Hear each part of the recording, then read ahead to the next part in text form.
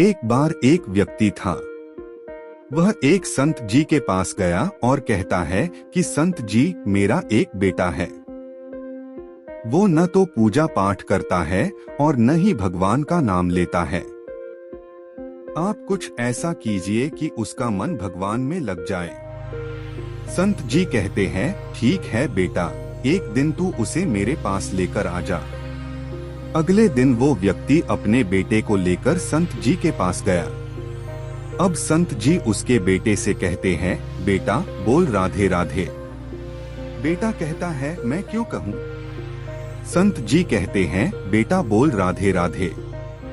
वो इसी तरह से मना करता रहा और अंत तक उसने यही कहा कि मैं क्यों कहूँ राधे राधे।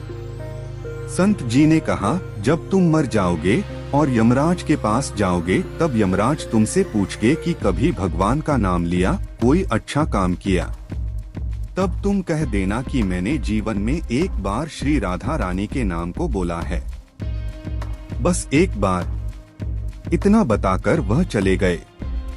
समय व्यतीत हुआ और एक दिन वो मर गया। यमराज के पास पहुंचा। यमराज ने पूछा, कभी कोई अच्छा काम किया है? उसने कहा, हाँ महाराज, मैंने जीवन में एक बार श्री राधा रानी के नाम को बोला है। आपको उनकी महिमा तो पता ही होगी।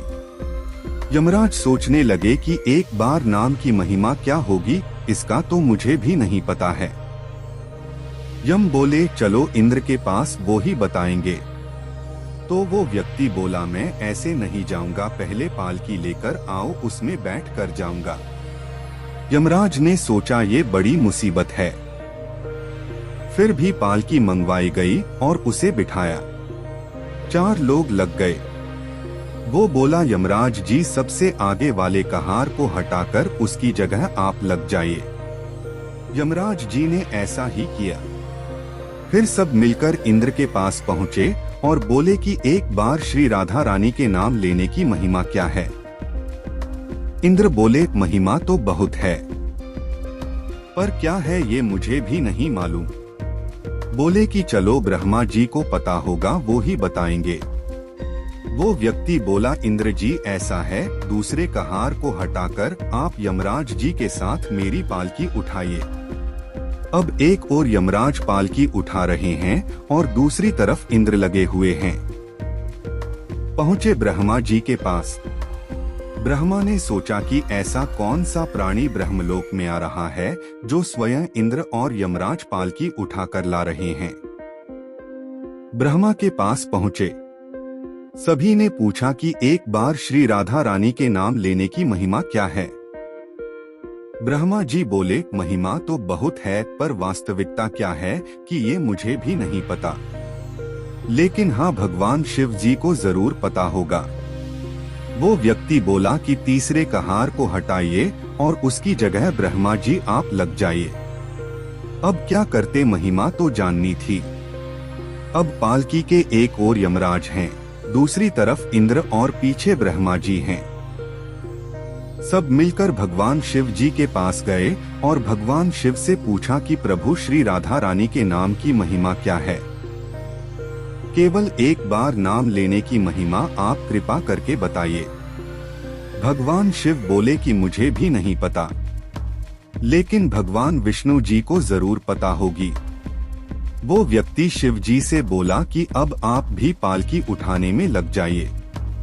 इस प्रकार ब्रह्मा, शिव, यमराज और इंद्र चारों उस व्यक्ति की पालकी उठाने में लग गए और विष्णु जी के लोक पहुँचे।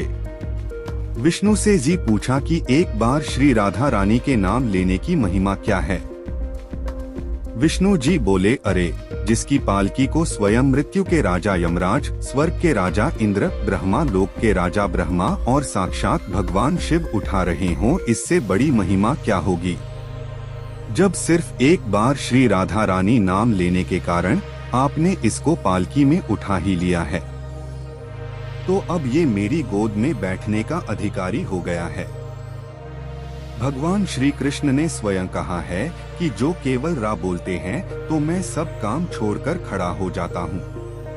और जैसे ही कोई धा शब्द का उच्चारण करता है तो मैं उसकी ओर दौड़ लगाकर उसे अपनी गोद में भर लेता हूँ। इसीलिए प्रेम से बोलिए राधा राधा।